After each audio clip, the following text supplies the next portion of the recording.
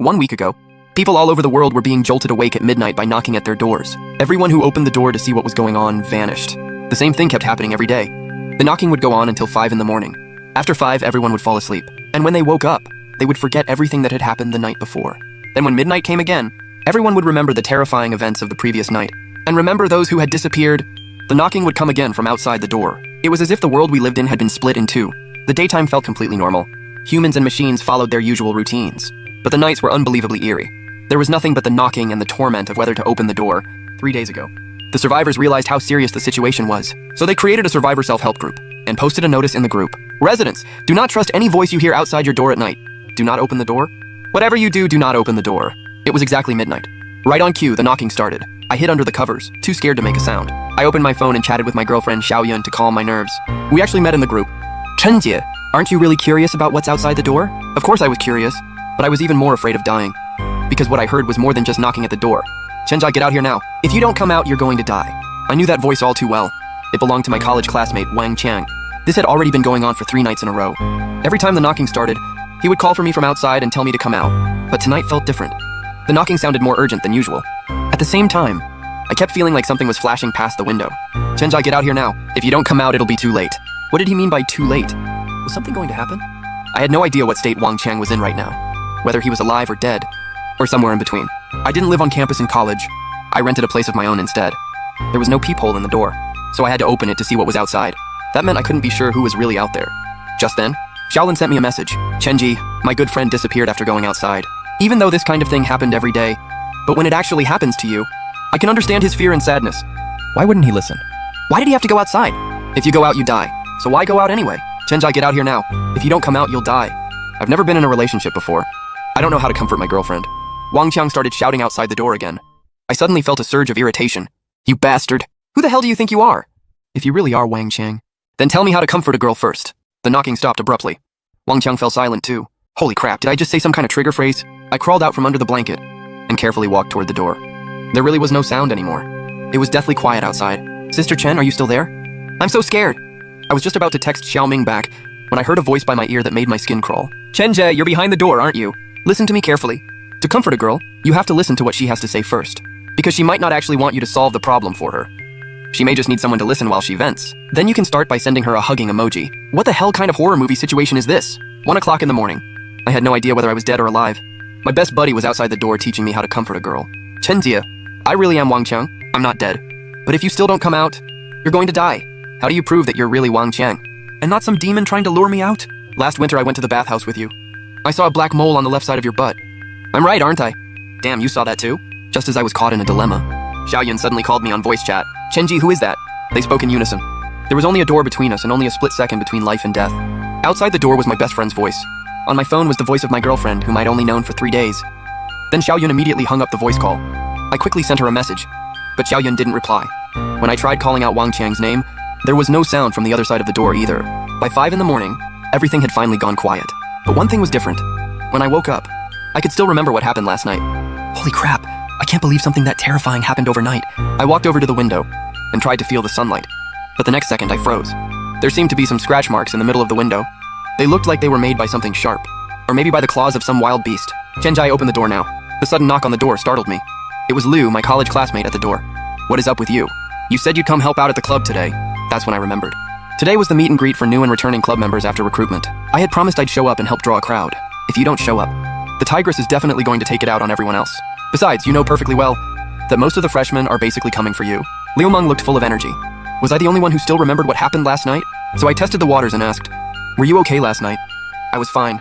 Won 10 games in a row. Why are you asking that all of a sudden? It's nothing, I was just asking. Oh, right. Did you see Wang Qiang today? Didn't Wang Qiang go to another province for a competition? Are you okay? You were the one who saw him off when he left. Obviously, I know he went to the competition. But how am I supposed to tell Liu Meng? Am I supposed to say that Wang Qiang was knocking on my door all night last night? Even if I told him, he wouldn't believe me. I can only go to the club first and see what's going on with everyone else. After I got to the club, I suddenly thought of Xiaoyun, my girlfriend of 3 days, so I immediately took out my phone to contact her. But no matter how I searched, I couldn't find Xiaoyun's account. Even the survivor self-help group was gone. Damn it, what the hell is going on? I forced myself to calm down and sort through my thoughts. As far as I knew, the city was normal during the day. No one remembered what happened at night. At night, the survivor self-help group in Xiaoyu really did exist. Thinking of that, a chill suddenly ran down my spine. Was the survivor self-help group even real? during that abnormal week in the past. It seemed like I never once thought about contacting people I knew in real life. When it hit 12 o'clock, all my attention was fixed on that door.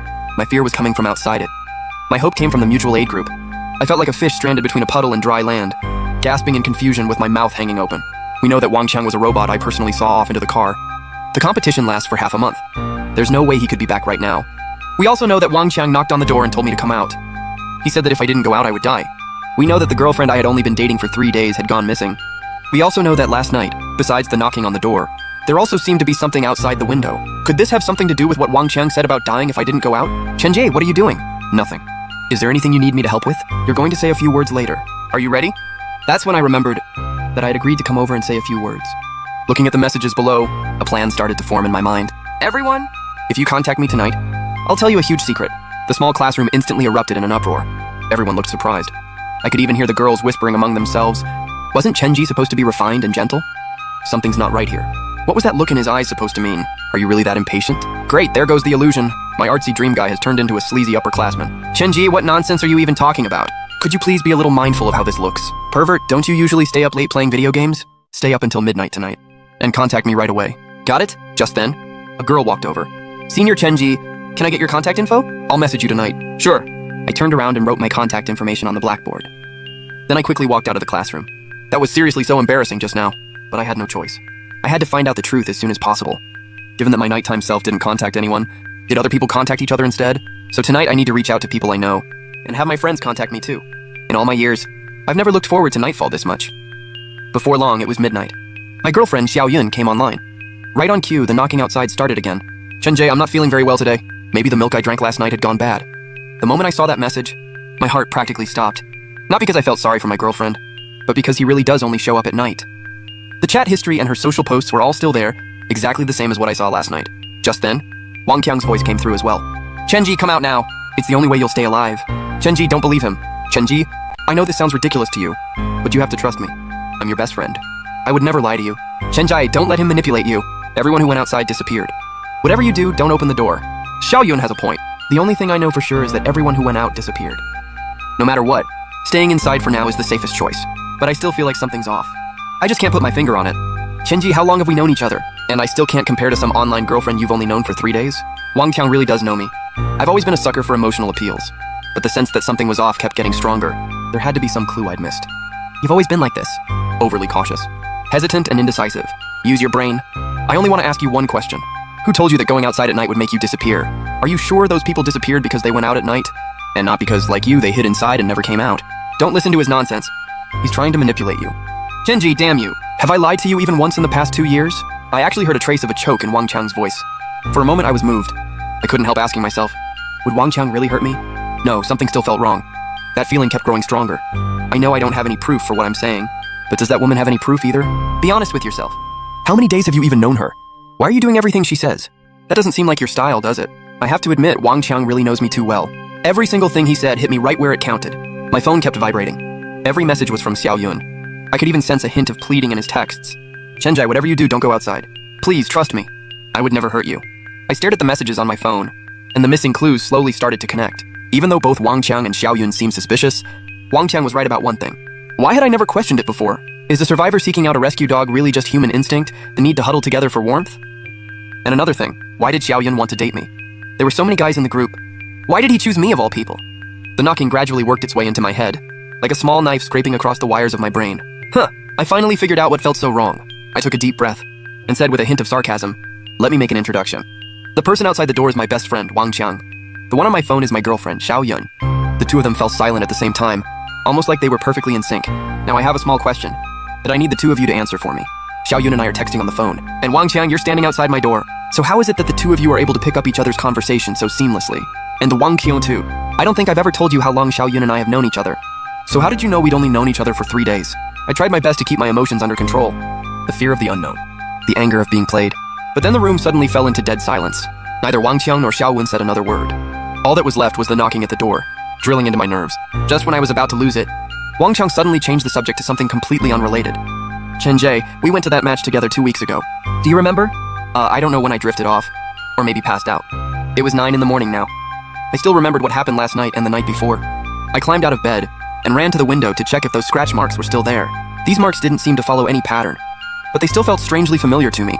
A rapid knock at the door snapped me out of my thoughts.